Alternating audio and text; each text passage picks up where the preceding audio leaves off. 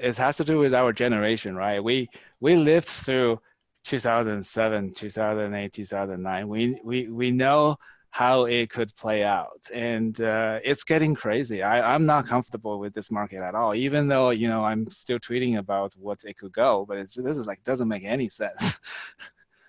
None of this make any sense. Yeah.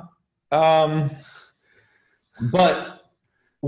I'll tell you, the scary part for me about the repo crisis in September is you realize just how precarious the government finance situation is and how all in they are, and how, like, some of the things that were obviously a problem, shortening the duration of debt at a time when debt loads are increasing super quickly at the federal government level, and things that we knew would be a problem just come to it, how quickly they can come to a head. And I think it's just a preview of what's going to happen in the future. Like, we're running deficits of over 1 trillion at a time when structural deficits are increasing 100 billion to 200 billion per year. So all that's going to happen is the next time we have a downturn, instead of being surprised by projected budget deficits of 1.9 trillion as we were in 2009 and $19 billion deficits in California, we're going to be surprised by projected deficits of 3.2 trillion and 30 billion or 50 billion in California. Totally. And totally.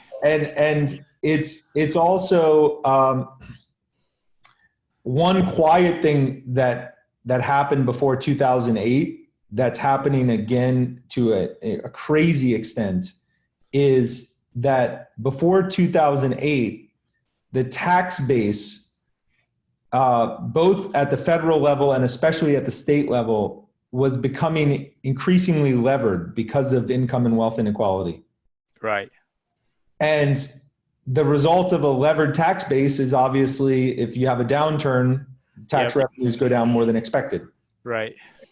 So you had, for 100 years, tax receipts as a percent of GDP had been between 18 and 22%, regardless of tax regime. Right. In 2009, they were 14%. That's crazy.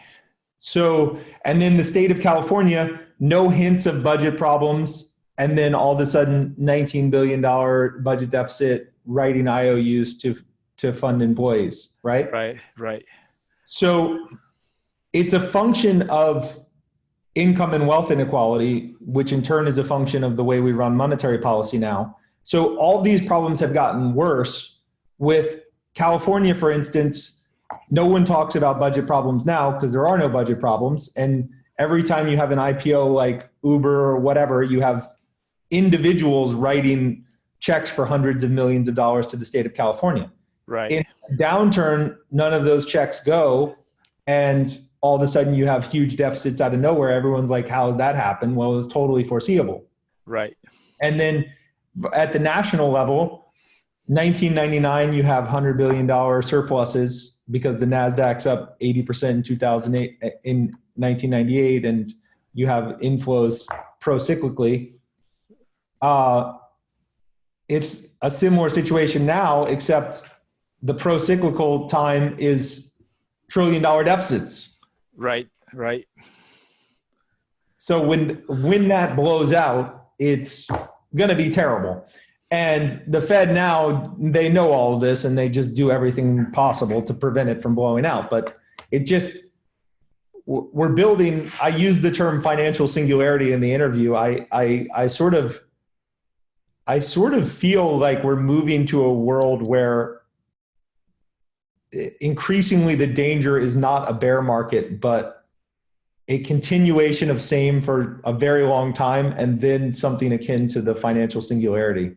I feel like a dollar is going to be trashed when that happens, and then that's going to trigger everybody, right? When dollars crash, all the foreign player will exit the U.S. market, and dollar has to crash because the only way to get out of this is to print more money.